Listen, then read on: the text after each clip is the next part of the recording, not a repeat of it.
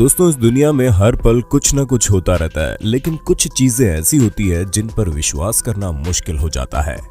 और जो चीजें हमारी समझ के बाहर होती है, हम उन्हें इत्तेफाक कहकर नजरअंदाज कर देते हैं।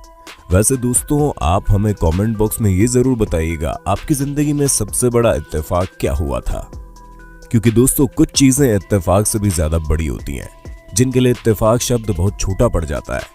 अब आप सोच रहे होंगे ऐसी कौन सी चीज है जिसके लिए इत्तेफाक शब्द छोटा पड़ जाता है। वेल दोस्तों, इस दुनिया में सब कुछ संभव है और कुछ चीजें ऐसी भी होती हैं जो बिल्कुल जादू की तरह हमारी आंखों के सामने आ जाती हैं, जिन्हें देखकर हम बिल्कुल दंग रह जाते हैं।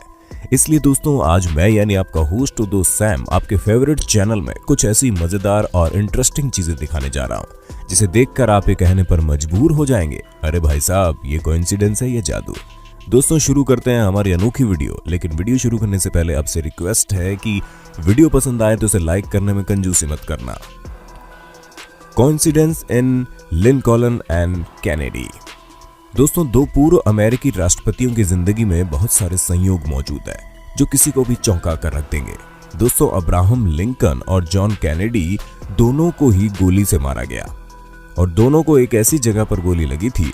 दोनों के साथ ही उनकी पत्नियां भी मौजूद थी और बेली ग्राहम नाम का व्यक्ति दोनों का एक दोस्त था। और दोस्तों, जॉन कैनेडी के सेक्रेटरी का नाम लिंकन था और लिंकन के सेक्रेटरी का नाम जॉन था। और तो और दोस्तों, इत्तेफाकन का सिलसिला नहीं थमता, क्योंकि दोनों के ही वाइस प्रेसिडेंट का नाम जॉनसन था। मतलब कोई सोच भी नहीं सकता कि दो अमेरिकी राष्ट्रपतियों के बीच में इतनी ज्यादा सिमिलरिटीज होंगी। आपको मजा आया जान के? आगे तो अभी और भी मजेदार चीजें हैं। James dean car coincidence. दोस्तों, जेम्स डीन की कार इत्तेफाक का भयानक रूप है। आप सोच भी नहीं सकते दोस्तों, साल 1955 में जेम्स डीन अपनी कार चला रहे थे और बदकिस्मती से एक भयंकर कार दुर्घटना में इनकी मौत हो गई। उस कार एक्सीडेंट के बाद कार का कचरा बन गया, लेकिन कार को एक गैराज तक लाया गया, जिसमें कार का इंजन निकालते समय वो मैकेनिक के पैर पर गिर गया और उसके दोनों पैर टूट गए।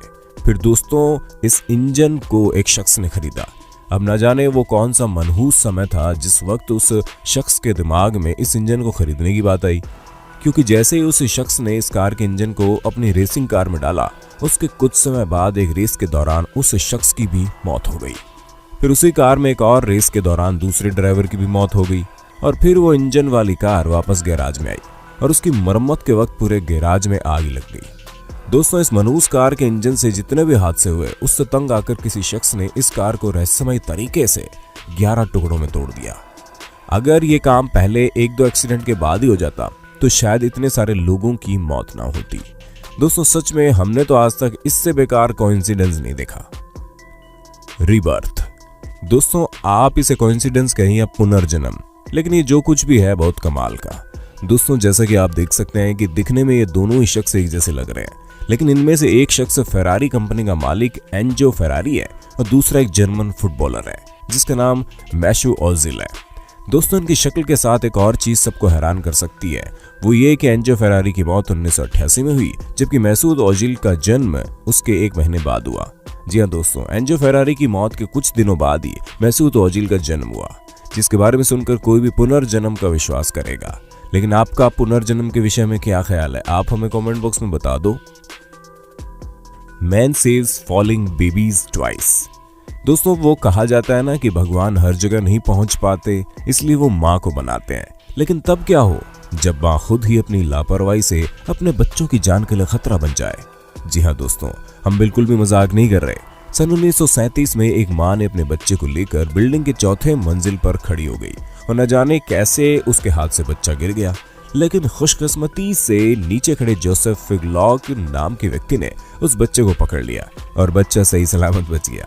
हालांकि बच्चे को पकड़ते पकड़ते जोसेफ के हाथ में थोड़ी सी खरोंच आ गई और बिल्कुल ऐसा ही कुछ उसके 1 साल बाद यानी कि 1938 में हुआ, जहां एक औरत अपने 2 साल के बच्चे को लेकर बिल्डिंग के ऊपर खड़ी थी और उस औरत से भी अचानक से बच्चा बालकनी से नीचे छूट गया और बच्चे की खुशकिस्मती से जोसेफ फिगलॉक वहीं खड़े थे, जिन्होंने दोबारा एक और बच्चे को बचा लिया। दोस्तों, जोसेफ उस एरिया के स्वीपर थे और हर रोज सफाई करने आते थे, लेकिन उन्होंने 2 बार 2 जानें बचाई, वो भी दोनों ही छोटे बच्चों को कैच करके। आप खुद ही सोचिए, कोई इंसान इतने बड़े हादसे के समय कैसे वहां मौजूद हो सकता है। दोस्तों सच में जोसेफ ने किसी फरिश्ते की तरह एक नहीं बल्कि दो जिंदगियां बचाई, जो कोइंसिडेंस होने के साथ साथ अजूबा भी है। Unlucky brothers coincidence. दोस्तों जुलाई 1975 में एक 17 साल का लड़का जिसका नाम ऑरिस्कन लॉरेंस था, जब वो साइकिल चलाकर घर जा रहा था तब एक टैक्सी वाले की टक्कर से उसकी मौत हो गई। फिर कुछ समय बाद उसका छोटा भाई उसी जगह पर साइकिल की सवारी करते हुए जा रहा था। एग्जैक्ट उसी जगह पर एक टैक्सी वाले की टक्कर से उसकी भी मौत हो गई। दोस्तों दोनों भाइयों की मौत की न सिर्फ एक जगह थी बल्कि टैक्सी ड्राइवर भी एक ही था और टैक्सी भी वही थी। और जिस समय हादसा हुआ उस वक्त लॉरेंस का छोटा भाई भी 17 साल का हो गया था। दोस्तों इत्तेफाक तो ये बड़ा तगड़ा है, लेकिन बदकिस्मती से खराब समय याद दिलाता है, जिसमें एक ही जगह पर दोनों भाइयों की मौत एक ही उम्र में हो गई, जो काफी दुखदाई था। King Umberto coincidence. दोस्तों क्या हो जब एक शख्स बिल्कुल आप जैसे दिखाई देता हो, उसका जन्म भी आपके जन्मदिन पर हुआ हो और उसकी मृत्यु भी आपकी मृत्यु के दिन ही हो, और तो और उसकी और आपकी बीवी का नाम भी एक ही हो। दोस्तों हमें पता है आपको ये सुनकर हैरानी हो रही होगी, भला ऐसा कैसे हो सकता है, इतनी ज्यादा सिमिलरिटीज किस में हो सकती है। लेकिन दोस्तों होने को तो कुछ भी हो सकता है, तो ये तो बस महज सिमिलरिटीज है। वैसे दोस्तों कुछ नहीं, आप इसे ज्यादा सिमिलरिटीज कह सकते हैं, क्योंकि इटली के एक राजा जिनका नाम अम्ब्रेटो था वो एक रेस्टोरेंट में गए और जब रेस्टोरेंट का मालिक उनसे ऑर्डर लेने आया तो उन्होंने देखा रेस्टोरेंट के मालिक की शक्ल उनकी शक्ल बिल्कुल एक जैसी है। इसी बात पर दोनों की दोस्ती हो गई और धीरे धीरे जब दोनों की बातें शुरू हुई तब पता चला कि दोनों का जन्म एक दिन ही हुआ है। इसके साथ ही दोनों की बीवियों का नाम भी एक ही था। और तो और दोस्तों जिस दिन किंग अम्ब्रेटो के सर पर ताजपोशी हुई थी उसी दिन रेस्टोरेंट के मालिक का रेस्टोरेंट खुला था। लेकिन दोस्तों अफसोस इतनी सारी सिमिलरिटीज के बाद भी इन दोनों की मौत में कोई अंतर नहीं था, क्योंकि दोनों की मौत भी गोली लगने की वजह से हुई। हाँ, जिन लोगों ने इन्हें गोली मारी वो दोनों ही अलग अलग थे, लेकिन गोली लगने का दिन भी एक था, जो किसी अजूबे से कम नहीं है। हग विलियम्स कोइंसिडेंस। दोस्तों अगर आप समुद्र की खतरनाक लहरों में जाना चाह रहे हैं और आपका नाम ह्यू विलियम्स है तो आपको चिंता करने की कोई जरूरत नहीं है। जी हाँ दोस्तों, हम बिल्कुल मजाक नहीं कर रहे, बिल्कुल आप खुद ही सोचिए। 1660 में एक पानी की जहाज डूब गई जिसमें बहुत से लोग सफर कर रहे थे, लेकिन उसमें से सिर्फ एक ही शख्स बचा जिसका नाम ह्यू विलियम्स था। फिर 1767 में उसी जगह पर एक और शिप डूब गया जहां पर सिर्फ एक इंसान बचा, उसका भी नाम ह्यू विलियम्स था। उसके बाद 1820 में एक दूसरी जगह पर एक और शिप डूबा जिसमें भी एक ही इंसान बचा, उसका नाम भी ह्यू विलियम्स था। दोस्तों इत्तेफाक का सिलसिला यही नहीं खत्म होता, क्योंकि 1940 में एक शिप वाटर माइंस के द्वारा उड़ गया जिसमें केवल 2 शख्स बचे, जिसमें एक आदमी का नाम ह्यू विलियम्स था और दूसरे नेफ्यू का नाम भी ह्यू विलियम्स था। इसलिए दोस्तों अगर आप पानी के कहर से बचना चाहते हैं तो अपना नाम ह्यू विलियम्स रख लीजिए, फायदे में रहेंगे। A bullet killed its intended victim a year later।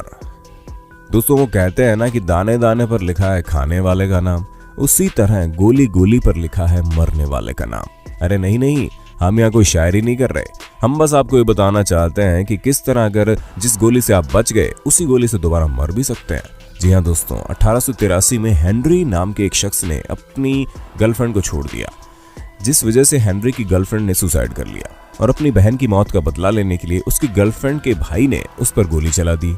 लेकिन हेनरी की खुशकिस्मती से वो गोली उसके गाल को छूते हुए पेड़ पर जा गिरी और हेनरी बच गया। उसी बीच लोगों ने आकर गोली मारने वाले शख्स को वहां से हटा दिया। बाद में उस शख्स ने खुद को गोली मार ली। लेकिन सब कुछ ठीक होने के कुछ समय बाद हेनरी को ख्याल आया कि वो उस जगह को देखना चाहता है जहां पर वो मरते मरते बचा है, और वो उस गोली को भी उस पेड़ से निकालना चाहता था। जिस वजह से उसने सोचा कि गोली ऐसे तो पेड़ से निकलेगी नहीं, तो क्यों ना पेड़ के नीचे डायनामाइट लगाकर पेड़ को उड़ा दिया जाए और गोली निकल जाएगी। लेकिन शायद हेनरी को यह नहीं पता था कि उसका ये आइडिया उसकी मौत का कारण बन जाएगा, जिस वजह से जैसे ही डायनामाइट फटा वैसे ही वो गोली तेजी से आकर हेनरी के सर पर लग गई और उसी समय उसकी मौत हो गई। Same name same hotel. दोस्तों एक शख्स जिसका नाम जॉर्ज डी ब्रायसन था, वो एक होटल में जाते हैं और रिसेप्शन में जाकर वो 307 रूम नंबर की की लेते हैं और अपने रूम में रेस्ट करते हैं। जिसके बाद वो अपनी बिजनेस मीटिंग में जाते हैं और बिजनेस मीटिंग से आने के बाद वो रिसेप्शन में जाकर ये पूछते हैं कहीं उनके लिए कोई मेल तो नहीं आया। और जब रिसेप्शनिस्ट ये देखती है कि उनके नाम पर एक लेटर आया है तो वो लेटर जॉर्ज को दे देती है। लेकिन जब वो लेटर खोलकर देखते हैं तो उन्हें समझ में आता है कि वो लेटर उनका था ही नहीं, बल्कि एक दूसरे शख्स का था, जो इनके चेक इन करने से जस्ट पहले होटल से चेकआउट कर चुका है, जिसका नाम भी जॉर्ज डी ब्रायसन था और वो भी रूम नंबर 307 में रुका था। दोस्तों वाकई जब कोई इस तरह का कोइंसिडेंस होता है तो हर कोई सोचकर दंग रह जाता है कि इतनी सिमिलैरिटी कैसे हो सकती है। Left handed presidents coincident. दोस्तों यूएस के केवल 10% लोग ही लेफ्ट हैंडेड हैं, यानी कि केवल 10% लोग ही वहां पर उल्टे हाथ से काम करते हैं। लेकिन अगर आप यूएस के राष्ट्रपतियों के इतिहास को देखेंगे तब आपको कहानी कुछ और ही समझ में आएगी, क्योंकि दोस्तों यूएस के पिछले 15 प्रेसिडेंट में से आधे से ज्यादा प्रेसिडेंट लेफ्ट हैंडेड हैं। बिल क्लिंटन से लेकर बराक ओबामा तक सभी लोग लेफ्ट हैंडेड हैं। हाँ, डोनाल्ड ट्रंप लेफ्ट हैंडेड नहीं है, जिस वजह से उनका काफी मजाक भी बनाया जाता है। लेकिन इतने सारे प्रेसिडेंट को लेफ्ट हैंडेड होने की वजह से जहां पहले यूएस में लेफ्ट हैंडेड होना एक अवगुण माना जाता था, वहीं अब जब कोई बच्चा लेफ्ट हैंडेड होता है तो उसे स्मार्ट और इंटेलिजेंट की नजर से देखा जाता है। और दोस्तों देखा भी क्यों ना जाए, जब इतने सारे प्रेसिडेंट्स लेफ्ट हैंडेड होते हुए इतने बड़े बड़े काम कर गए तो आम लोगों का लेफ्ट हैंडेड होना कैसे कोई डिसेबिलिटी हो सकता है। वैसे दोस्तों आपको क्या लगता है, क्या लेफ्ट हैंडेड होना कोई अवगुण है? अपना जवाब कमेंट बॉक्स में दीजिए।